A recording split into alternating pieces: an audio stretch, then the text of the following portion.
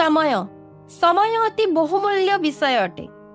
बीती जाइथिबा समय को आमे फेराई आनी परिबा नाही, किंतु आसीबाकू जाउथिबा समय को आमे सजाड़ी परिबा।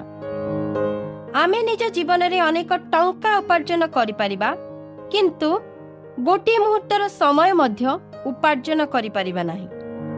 आमे जेतेबेले काहाकू समय देउ सेतेबेले आमे ताको निज जीवनर किछि बहुमूल्य अंश देउ, जहा चाहि सुधा आमे आउ फेराई आनी परिबा नाही।